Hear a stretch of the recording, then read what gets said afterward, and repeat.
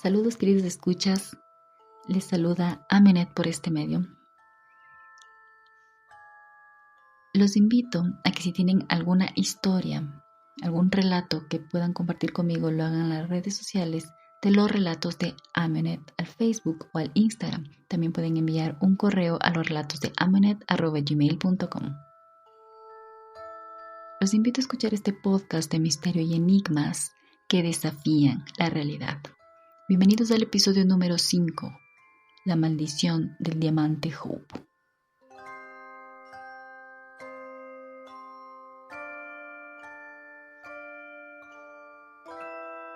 Su historia inicia hace cientos de años con un grupo de agricultores del sur de la India. Allí los lechos de ríos que se han ido sacando a lo largo de los siglos han proporcionado la mayoría de los diamantes más antiguos del mundo. Esos agricultores descubrieron un objeto de aspecto cristalino, oscuro, de poco más de 20 gramos.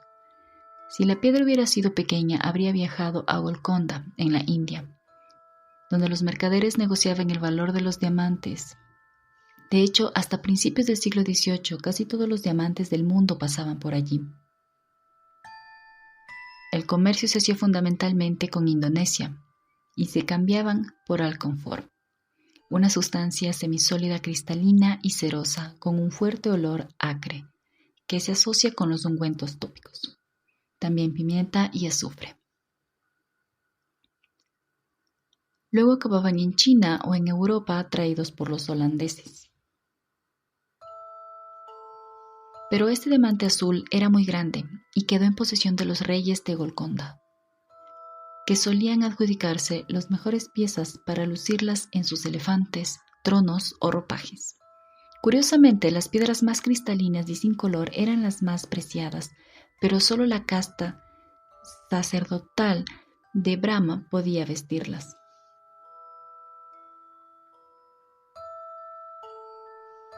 De los azules se pensaba que los dioses los guardaban con celo extremo, pues tenían el color del cielo. La leyenda cuenta que el Hope fue colocado en el ojo de un dios hindú de identidad desconocida y fue robada por un ladrón a las órdenes del famoso aventurero y comerciante francés Jean-Baptiste Tavernier, que entre 1631 y 1668 visitó Asia en 6 ocasiones. Sus descripciones tremendamente vividas de sus viajes y las joyas que dijo haber visto llamaron la atención del joven Luis XIV.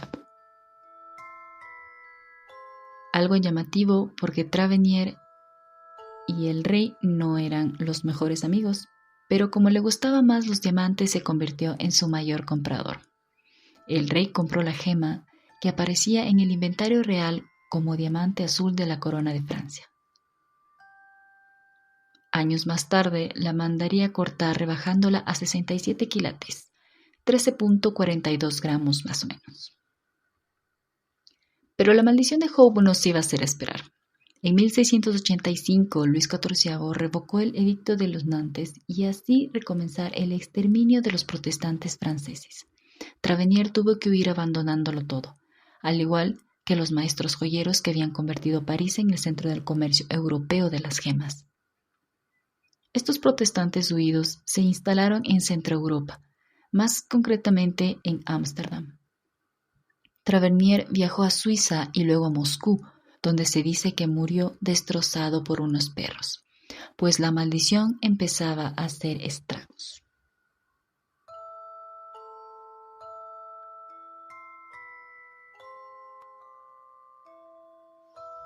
Otra de sus víctimas fue el ministro de Economía de Luis XIV, Nicolas Fouquet, a quien el rey se lo había prestado para que lo luciera en una recepción, pues al día siguiente fue arrestado por malversación y encerrado de por vida.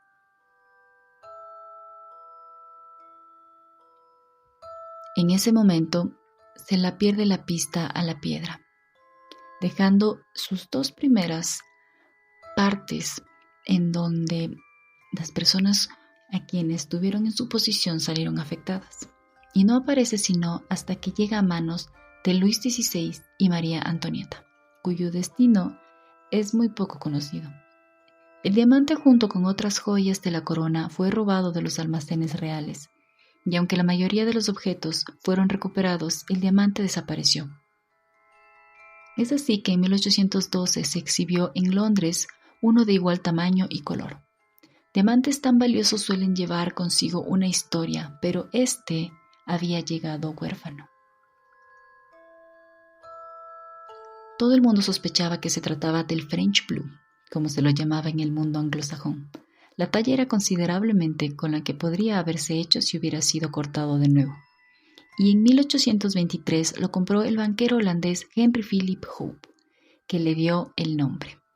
En los años siguientes se dice que estuvo salpicado con distintos escándalos y en 1910 su descendiente Francis Hope tuvo que venderlo para afrontar las muchas deudas que había adquirido. El diamante pasó a las famosas oficinas de los hermanos Cartier, en la Parisina, que intentaron venderlo a nobles europeos o millonarios norteamericanos que pasaban por allí.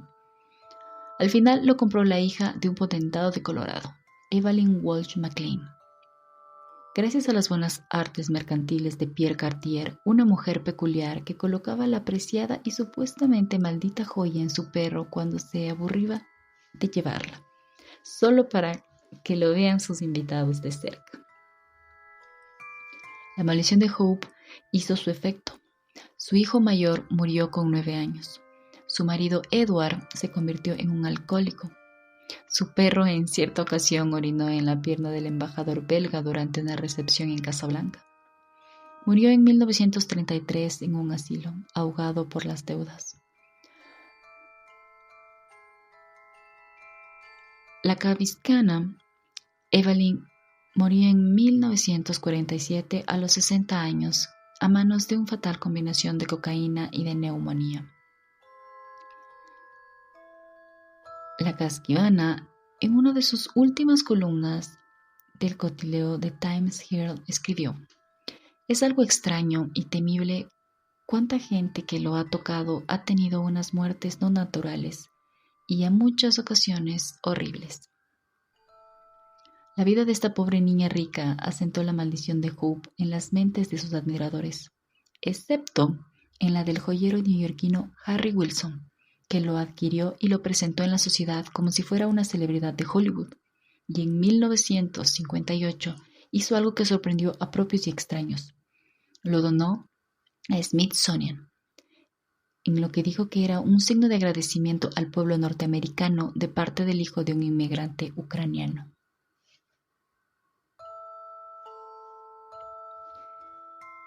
Hasta aquí han sido algunas las vidas y ocasiones extrañas que les ha sucedido a las personas que han tenido en su posesión a este diamante llamado Hope.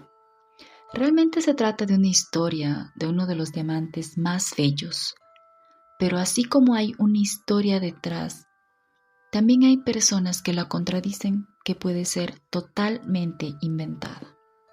¿Por qué habrían de inventar que un diamante tan precioso y tan bello lleva consigo una maldición? Diciéndose así que Travenier murió apaciblemente con 84 años y no trágicamente mordido por perros. En la primera versión, Travenier había muerto de una forma muy drástica, siendo atacado por perros. También se decía que el ministro Fouquet fue arrestado años antes de que Luis XIV comprara el diamante. Si recordamos, el ministro Fouquet, la noche anterior a que fuera arrestado y de por vida, había usado por préstamo del rey el diamante Hope, que María Antonieta posiblemente nunca lo llevó encima y que incluso Francis Hope sobrevivió a su bancarrota y murió a la edad de los 75 años, y no ahogado en su bancarrota de tantas deudas como se decía. A pesar de todas las historias que se han contado sobre los propietarios del Hope, la única persona que realmente los lugareños afirman que sí sufrió un destino no muy agradable fue Evelyn. pero que también sostenían en su versión que tuvo que ver más con su adicción a las drogas y a la vida con la que llevaba, antes que el mismo diamante que colgaba en su cuello. Pues este diamante, el diamante Hope, que conlleva esta gran historia detrás, no era de esperarse para menos una historia tan grande para algo tan valioso como es de este diamante, siendo tan preciado y tan precioso para tantas personas y sabiendo así que tantas personas querían obtenerlo, no solo por la belleza que llevaba el mismo diamante, sino por la historia que venía atrás. Y curiosamente, se dice que en uno de los que más propagó y embelleció la leyenda del Hope fue Pierre Cartier. Cuando lo compró, cometió un error de cálculo. Creyó que iba a venderlo con facilidad, así que Pierre decidió darle una vuelta de tuerca, potenciar la supuesta maldición de esta joya, vistiéndola con todo tipo de historias increíbles. Y que fue así que Evelyn Walsh picó con esta historia. Pues aquí hay una versión distinta de lo que se refiere al diamante Hope. Pues aquí Pierre Cartier fue el inventor de toda la historia de la maldición del diamante, puesto que tuvo un error en el cálculo al momento de la venta del mismo, ya que pensó que podía vender en valores mucho más altos a personas como lo nombramos antes, a millonarios, a embajadores, personas con mucho dinero que tranquilamente podían comprarlo. Sin embargo, parece que el costo lo elevó demasiado y tuvo este error de cálculo que tuvo que inventar algo detrás del diamante para que éste tuviera más valor y más interés en comprarlo. Cartier diseñó la historia del ídolo y su robo posterior, pero no fue original. Es decir, que aparte de que se supone que hay una versión en toda la historia de la maldición en que pudo ser realmente una maldición con todos los sucesos de las personas que lo tenían, y la otra versión en que Cartier haya inventado totalmente esta maldición copiándola de otra historia que fue hecha en 1910 de los grandes diamantes. Sus historias solían comenzar en una estatua hindú. Si recordamos la historia de la maldición del diamante Hope, también inició en donde dejaron el diamante en una estatua hindú, pero sin embargo se desconocía cuál era la estatua y que posteriormente fue robado, lo que ya conocemos. Así pasó con otro diamante, el Orlov. El Orlov fue un diamante que se le había regalado a Catalina II de Rusia, su antiguo amante, el príncipe Orlov, que lleva su nombre. Según la leyenda que fue creada por un pastor hugonote, en 1783 había sido robada en un templo indio por un soldado francés. Pues semejantes historias y a veces la creían los propios comerciantes. Es decir, los comerciantes eran los creadores de estas historias para elevar el costo de estos diamantes y así poder venderlos con mayor facilidad, como en este caso Charles F. Winston, que lo compró y cortó en 3 piezas para romper dicha maldición.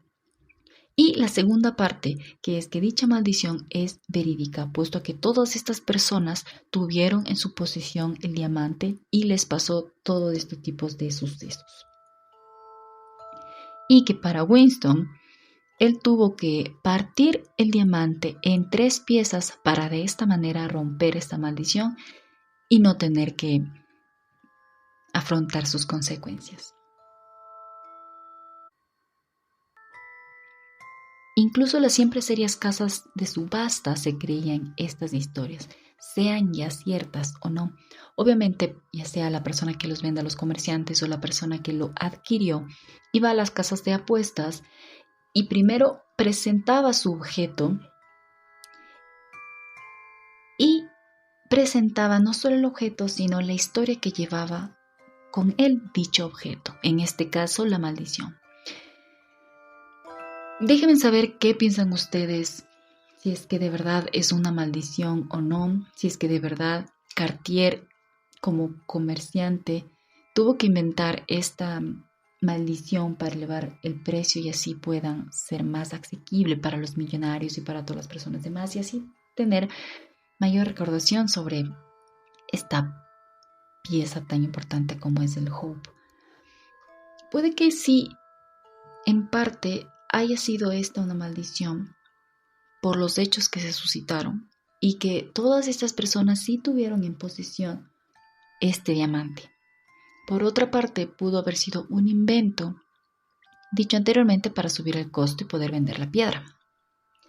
Pero entre la una versión y la otra versión, lo que sí se puede rescatar es que todas estas personas tuvieron algo que ver con el Hope. Si bien es cierto, pongamos un ejemplo en lo de Fouquet, que fue arrestado después, o su adquisición fue después de lo que lo arrestaron. Pero, ¿qué pasó? ¿Sí tuvo contacto con el Hope? Sí. ¿Lo arrestaron? Sí. ¿Coincidencia? No lo sabemos. ¿Qué pasó con Travenier? ¿Tuvo en su posesión el Hope? Sí lo tuvo. ¿Murió? Sí lo tuvo después de cuántos años, pero lo hizo no de la manera o tal vez no sabemos de la manera en que fue atacado, pero años después murió.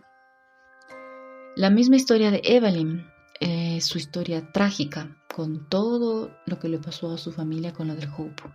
La bancarrota, los años de cárcel, las muertes, todo conlleva siempre al punto del diamante Hope. Pues puede ser bien una gran historia inventada por los comerciantes o si de verdad este gran diamante Hope esconde una historia detrás, la maldición del diamante Hope. Déjenme saber qué es lo que piensan en sus comentarios. Muchas gracias por haber escuchado este podcast. Síganos en las redes sociales y en el canal de YouTube Los Relatos de Amunet. Hasta la próxima.